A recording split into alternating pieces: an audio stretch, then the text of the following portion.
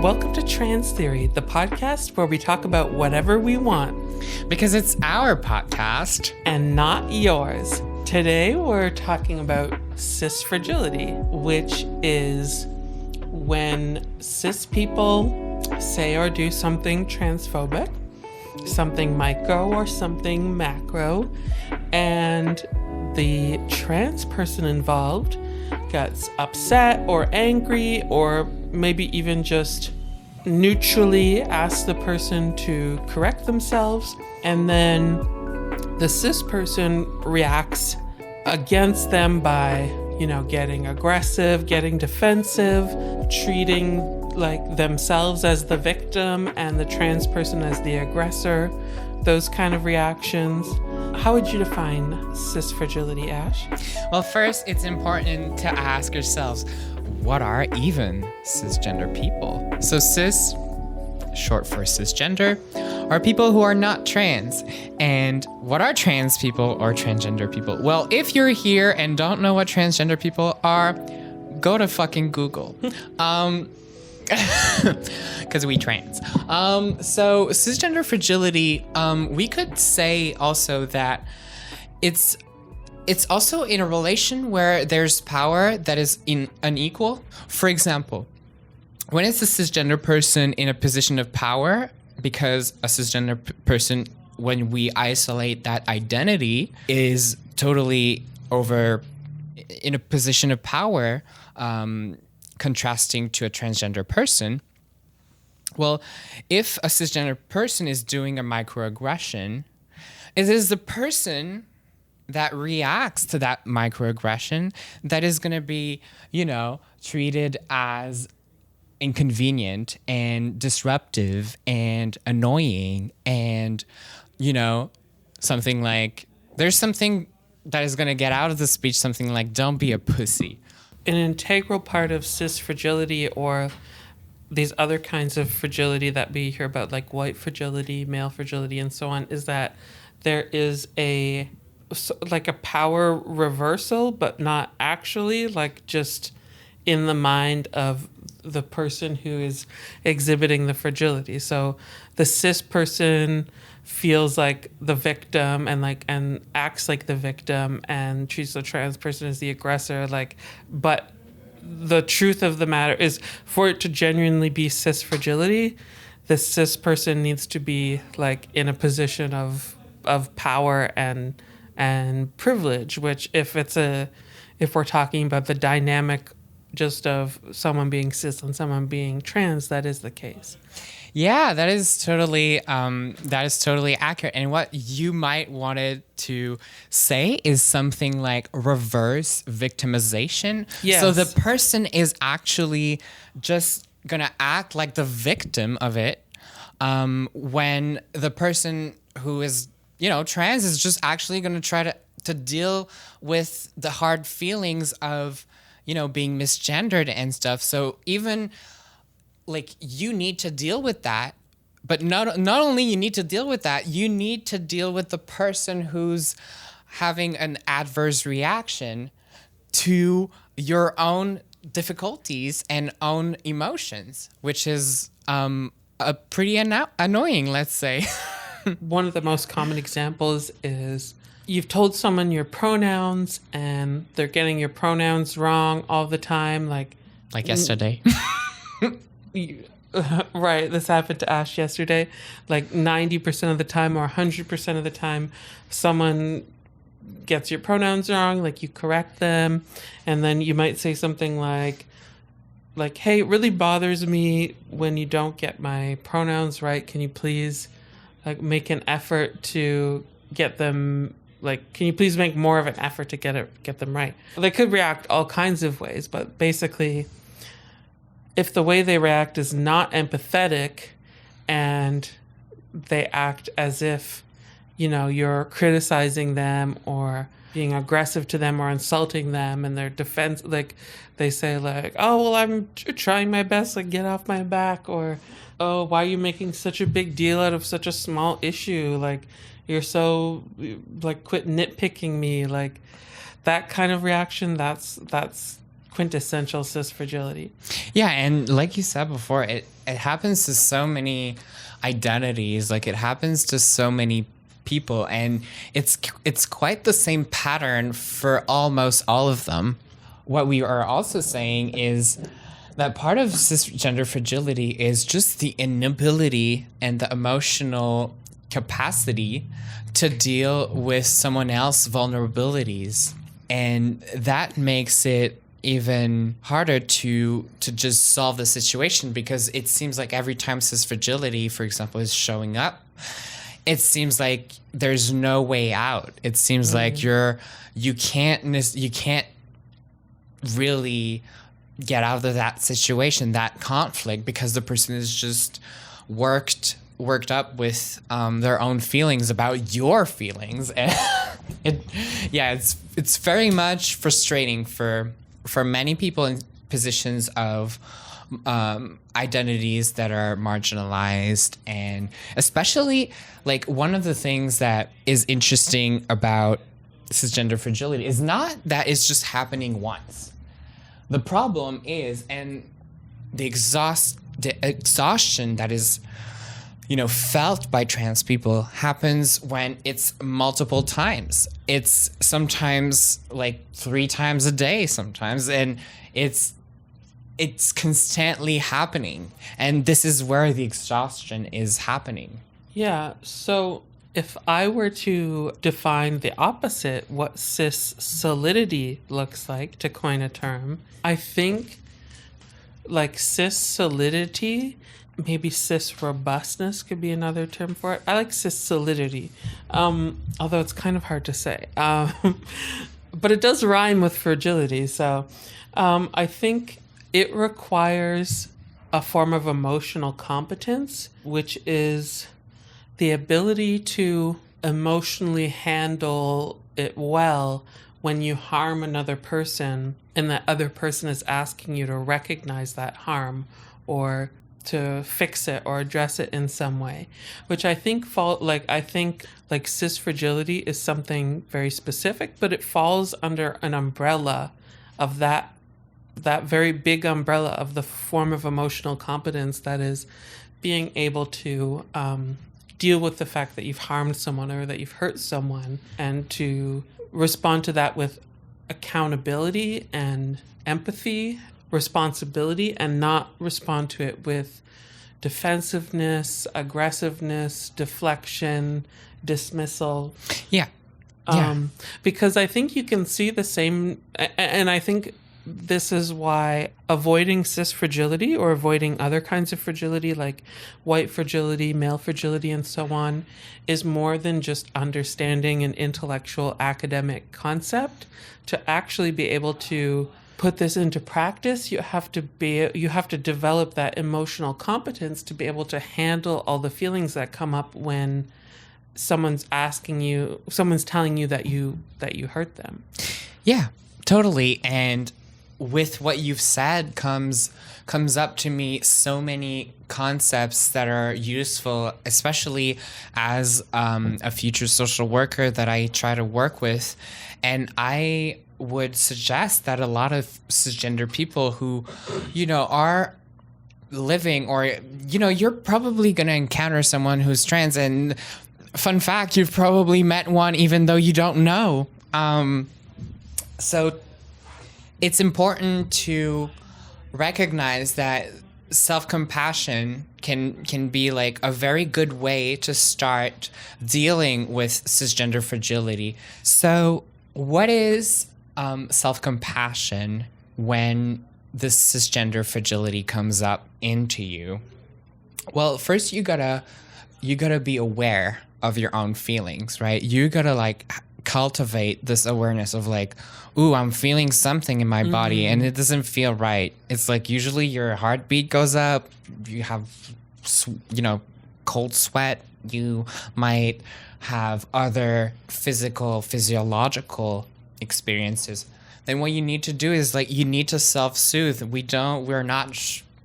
People don't show this to us in our culture. And it's important to be able to talk to yourself knowing that this is not about you.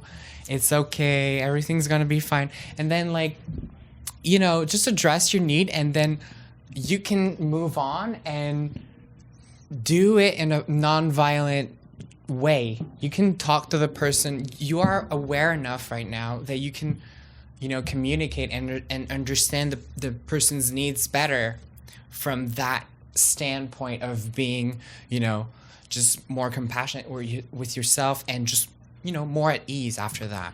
Yeah, because what we want to avoid is you as the hypothetical privileged person in this dynamic.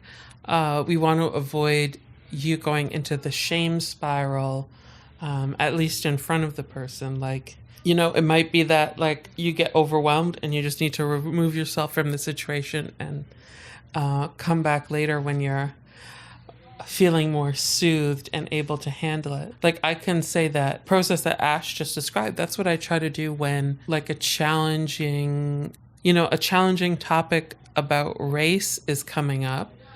And I, as a white person, like I notice like these feelings in my body, and then I'm like, oh, okay, like this is white fragility. Like this is a normal reaction to have where it's stressing me out. Like I don't know what to do. I feel bad about that. Like, and it doesn't even need to be, like most of the time when it happens, it's not necessarily something dealing with me personally, but it's just like confronting systemic racism and like my own privilege as it exists, like in an impersonal way throughout society. And even that a lot of the time is like I feel a sense of like responsibility, and then that turns into like a form of shame where I start feeling like really terrible. And then part of me wants to respond back to that with like defensiveness and say like, oh no, it isn't really like that or whatever. And then how I think, what I'm practicing being better at is just trying to slow down and like breathe and like put my hand on my chest to like, or like rub my leg or like whatever kind of touch I find soothing. And then just remind myself like, okay, this isn't about me being like a horrible person. Yeah. This isn't about me being like evil or anything. It's just like, and it's not, and no one's trying to make me feel that way either. No one's saying I'm an evil, horrible person. It's just people are just trying to bring awareness to these problems that exist in society. And if I can just slow down and breathe and be mindful and like non-judgmental of myself, non-judgmental of others, and just try to see things clearly for a moment and just like recognize that this problem is there, then it's like, only from that place, I think, can I move on to like, okay, like what can we do about this? Like, is there something I can do about this? What's the solution as a society? Yeah. Yeah. So, yeah, thank you for sharing that. I think it's a very like vulnerable process that you've just done, is just sharing that we all have these weaknesses that are important to share. Like, yeah, we are, like, I as a white person do have privilege over other people too, and as someone who's able-bodied too, like, it's important to recognize that we all have privileges and disprivileges, and it's not just. So one thing also that works people up a lot is that, we all have this mindset of, oh, you're either oppressed or oppressing people. And it's not the case. It's not the case at all. We need to understand that in different intersections of identities, which means like your intersections might be white, disabled, for example, and trans. Well, you have privileges and disprivileges as well as any other people, any other person. And so it's very important to remind ourselves that this is not about like self-victimization. Yes, trans people are oppressed, but it's a group. It's not a person. So whenever someone says something like, oh yeah, you're, I don't like when you don't use my right pronouns. Well, just understand, be mindful that we all grew up in this world. We all grew up in this world where trans people weren't taught to us, right? Like, I learned about trans people existing, I was 18. And so we can't expect all people to be like 100% because we live in this world where we wanted to like erase us. Like, we want to erase or, you know, just the knowledge that trans people exist and, you know, everything around them. And we need to understand that it's okay that you misgender someone. Now you need to just get your shit together. No, you just need to get better. You just need to do what the person is asking, which is all humans have needs, and trans people's needs are just that you use the pronouns right.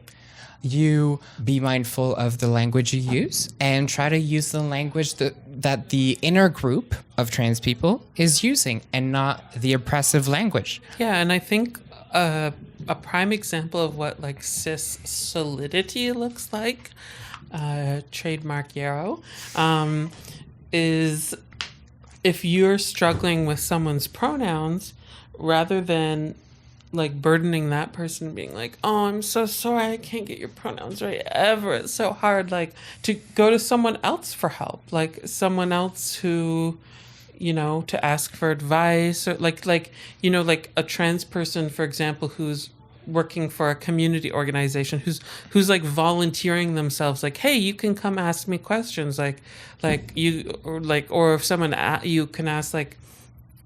And the best would be a cisgender person who knows about it, right? Yeah, or like if you can find like a cisgender person who has like a loved one, friend, family who's trans, like ask them like, hey, is it okay if I ask you for some advice? I'm really struggling with this, blah blah blah.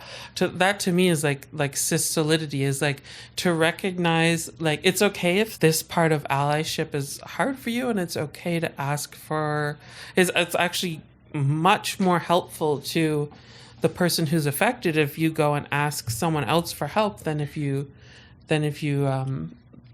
you know, don't, if you just keep struggling on your own and aren't making progress. Yeah, I think you're underlining something very important here, is that, you know, saying you have these shortcomings is actually very courageous and very, very vulnerable.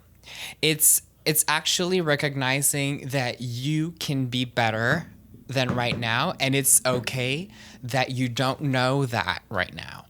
And I think that the opposite of that is thinking that we need to know everything, and when we don't know everything, it means that we're stupid, and it triggers a lot of people. Like I have this trigger where, you know, as an academic, it's very like, oh, like you want to know things and stuff like that, and if you don't know them, then you're like, oh my god, like what am I even, and not knowing triggers like this, oh, I'm incompetent kind of thing, and then you just lash out to the person who's actually in a position of disprivilege towards your own identity. Right, and especially in an academic context, there's a lot of status and focus on self-worth as being what you know, and like knowing things is what gives you esteem and makes you worthy, and not knowing things makes you inferior to other academics. Yeah. And so I'm thinking right now, you know, we talked about it's kind of a little segment of cis self-help, but now what can we do as trans people when we experience cisgender fragility? How can we respond? How can we maybe try to, is there even a way we can turn this out for our own good? I honestly have no idea. I wish I knew how, because I encounter it all the time, and I wish Yeah. I would say it's very hard. But when I started the topic just seconds ago, I was thinking about this amazing book that I read that is called, well, it's by Marshall Rosenberg, and it's nonviolence. Nonviolent communication. Nonviolent communication. Sorry, and it's very effective to de-escalate conflict, but it's a tool that requires a lot of self-control, and sometimes I think it's very sad though that it's the trans person's job to do that, especially because they not only have to deal with the difficulties of being misgendered or experiencing a microaggression, but they also have to deal with the cis person just being absolutely emotionally damaging to them. And if we add nonviolent communication to that, it also means that we, just like we said for cisgender people, that trans people need to be able to self-soothe in a way, and answer in a nonviolent way. But it's really it can be daunting, and I think it's a lifetime of practice, and it depends on the situation. But would you be interested in knowing what are the 4 steps of nonviolent communication? Yeah, because I haven't read this book. I know a little bit about it, but I would love to know.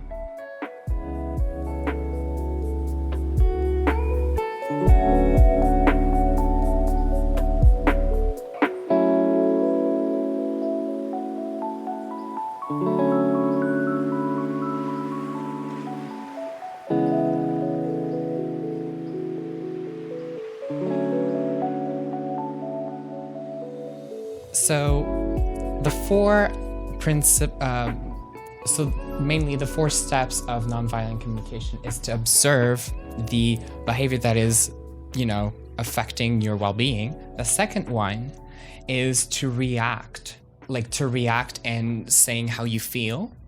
The third one is to understand your needs, your desires and values that are stemming from this feeling. And the fourth one is asking the person how they can meet your needs. So if you want to know more about this, I can actually tell you that there are many, many, many resources on the internet with great diagrams existing. But there is actually a good audiobook of Marshall Rosenberg. So his book, he's the creator of this. He's a psychologist. He also has some talks on YouTube that I've watched. Yeah, many people develop this concept too, and it's very interesting. But definitely something that requires a lot of mindfulness. Yeah, it's definitely something that I would like to learn and put into practice more myself. At some point I'll get around to that.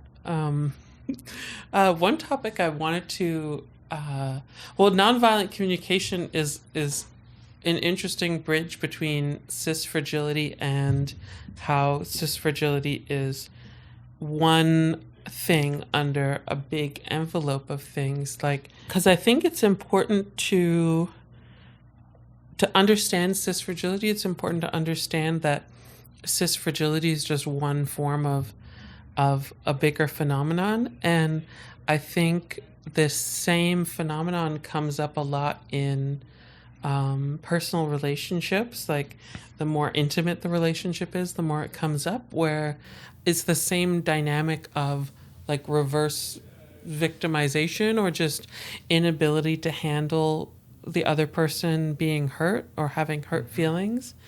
And your feelings hurt my feelings. Yeah, your feelings hurt my feelings. Your hurt feelings hurt my feelings. Your hurt feelings hurt my feelings. Yeah. So, yeah, if anyone hasn't experienced cis fragility or white fragility or male fragility, I would bet that you've probably experienced that sort of other kind of fragility in a personal relationship. Like that dynamic in a way. Yeah, that the same dynamic as these fragilities, where, to quote the social worker Brene Brown, where someone isn't able to just be the container, be the container for your feelings in that moment, be empathetic and just like hold space and just like feel what you're feeling and listen and absorb and take it in, and like take accountability and sincerely apologize and like make a commitment to take some kind of concrete step to change it. Like just someone reacting very harshly, snapping back when all you're trying to say is that they hurt your feelings, even if you're not trying to incriminate them, you're not trying to blame them or judge them or like accuse them or insult them or anything. You're just trying to say like, hey, that thing you did hurt my feelings, and like, please don't do that again. It can be that simple. But the other person, the story they're telling themselves in their head can very much be like, oh, they're saying I'm a horrible person. They're saying I'm not, I'm not worth the air I breathe. But like, what, it can go to a really extreme dark place in their head, and regardless of what you're saying, if that's how they're hearing it, they can react in a really, really big, extreme way. Yeah, and there's a interesting thing with Marshall Rosenberg saying that when you ask, in the last or before the last step in nonviolent communication, so when you're expressing your needs, what you want to do sometimes, and I would say, I think it's counterintuitive to do that, is to ask the person whether when you say your needs, coming from a feeling, to just repeat whether if they understood what you wanted from them, like what you heard was their need. And that really destabilizes a lot of people in general, not just cis people. It's very disturbing to hear that sometimes. It's like, why are you thinking I'm not listening correctly or whatever? Yeah, so I can say, like, when you called me the wrong pronoun, it brought up a feeling of gender dysphoria. It made me feel sad, and my need is to be seen as the gender that I really am. And then I would say, like, can you tell me what you just heard right now? Like, can you tell me what you heard when I just expressed my needs to you? Is that how it would work? Yeah, I would say it's mainly how it works. But I would add, because a lot of the times the person's already, worked up. Mm-hmm. I would add on to that it's important for you to understand, because you're not trying to test them. Mm-hmm. You're not trying to, play with them. You're not trying to make them repeat for nothing. All you want is just to make sure that we're on the same page, and it's not to insult you at all. So sometimes it's quite interesting to do that. Yeah, and what you've basically said is the second and the third step of, well, even the first one, because you observe the feeling. So when you misgendered me is an observation. And let's not conflate an observation with an evaluation. That is like the main principle in nonviolent communications. In nonviolent communication, you don't want to say, well, you're always misgendering me. That is an evaluation. That is not an observation of an accurate objective fact. As in, you misgender me all the time it's not accurate. So you could say something like, well, last day you misgendered me twice, and today you misgendered me 3 times. That makes me feel like, and then you say your feelings. So you have to state everything completely factually, like almost like in a courtroom. Like in a courtroom, you can't say, well, the defendant always was stealing, you have to say like, no, at 8:14 p.m. on this day, the defendant took $26 out of the cash register. Like, you have to like say something that's like, you know, impartially factual. Yeah, and it's not a question of it's not a question of not saying what you want to say. So I can already hear a lot of trans people say, well, like, we can't express our anger anymore. Let me tell you that. Is expressing your anger gonna make is the proportion of chances that your needs get met more just higher if you express yourself in a way that is angry, and the person what the person is going to hear is just a critique of you and judgment. And even though that's like sad that, you know, the person should be able to deal with that, there's more chances of you getting your needs met if you talk that way. And the power of that is pretty incredible. I even myself started to use that. And I actually see so much difference in how people answer back to me after. And sometimes it can take 3 or 4 times to just clarify your needs. Sometimes it's that hard, but once the person hear you, it's what you want to get them to. It's you want them to hear your needs, and your needs if you have more than one. But yeah, something I could use that. I really want to use that in sort of a different context, not when I'm expressing my needs, but I notice a lot of the time, you know, in discussions or debates or like I notice a lot of the time people get upset with me because they hear something that I'm not intending to say. And it just made me realize it could be so powerful if I just stopped and said, like, can you tell me what you're hearing? Like, can you tell me what you think I'm saying, just so I can understand better? Like, are you reacting to what I'm really trying to say, or are you reacting to like a mishearing, or are you reacting to something that is not what I'm trying to say? Yeah, it's like it's like we're conflating this narrative, right? Yeah. Of like what the person is saying versus what you're subjectively hearing. And yeah. when we're just worked up, sometimes we are cut from, you know, our reality of what the person is really seeing. And as someone with borderline personality disorders, this is something that I have dealt a lot with, even myself.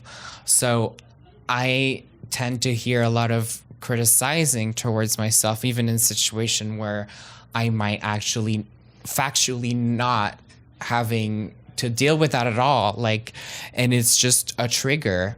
And I'm trying to imagine a lot of people experiencing that to a lower level, where it's really important to understand the intention of the person and their needs. And what gets distorted with BPD is you think everyone's against you. You think they're against you. So I can think someone who's experiencing cis fragility is saying like, well, that person is against me. That person is like, you know, just trying to cancel me or something. Like that person on the social media is trying to like make me look bad. When in fact, you're not even reading what they're saying. Yeah. Or it could be like in a similar way when it's personal. When it's impersonal, there can be a lot of like jumping to the extreme. Like this person is saying like we should focus on personal consumption tax and not corporate tax or something like that. And then someone could be like, oh, so you're saying that you love corporations and you hate poor people, like whatever. Like it's like it's like you know, in a lot of times, like when the topic's really complex and it involves like a lot of important values and morality, like oftentimes there can be big miscommunications there that sometimes lead to like real ugly conflicts. Especially in situations where we talk about injustices. Yeah, injustices, exactly. Yeah, it really comes up to this dynamic. So one last topic I wanted to cover is what isn't cis fragility. And I just wanted to make a distinction that if you happen to be a cis person and a person who happens to be trans is really behaving in a way that is like objectively abusive, like insulting you, calling you names, like being aggressive, that's not, and you react in a way that's hurt. It's more complicated when like if there is actually transphobia involved. But what I want to avoid is an interpretation of the concept of fragility wherein people who are marginalized on one axis can just say or do whatever they want to people who aren't marginalized on that same axis. And then any objection to that behavior gets written off as like cis fragility or another kind of fragility. Yeah. Because like we often see this, this is another topic, but we often see this inside communities where people who are marginalized in the same way can be, you know, abusive to each other, emotionally violent to each other. And in that case, it's not about like cis fragility at all if a trans person's like hurting another trans person that way. So I just want to make that clear that like it's not a carte blanche where it's like, well, if you're not marginalized in this way, people who are marginalized in this way can just be verbally abusive the house down and you just have to put up with it or you're cis fragile. That's not what we mean when we talk about cis fragility. Exactly. And like cis fragility doesn't apply to like, so for example, if you're trying to like have an actual like nuanced debate, if someone is just not so if I'm understanding well, so if someone is like not you know, having the same opinion as you, then like that doesn't mean they're cis fragile, but that you still need to like hear them, hear their needs, reflect their needs. That is actually like one good thing in nonviolent communications. Like when you hear someone talk who's like, you know, upset, validate and try to understand the need and the feelings. So what you're saying is, are you feeling are you feeling sad? Are you feeling frustrated behind that? And your need is that you want to be heard, you want to be seen, you want to be recognized for your contributions. So recognizing that is actually useful. But what I'm saying basically is that like cis fragility doesn't apply if, for example, like you're having like a topic where you're discussing, I don't know, like I don't have any examples, but there could be a time where there could be a debate, but it's not necessarily about trans people or trans identity, and then like someone says like, oh, you're like cis fragile or something, like that doesn't apply. Yeah, we don't want this concept to be misused. Okay, that's it for Trans Theory with Ash and Yarrow. Bye, everybody. Thanks for listening. Bye.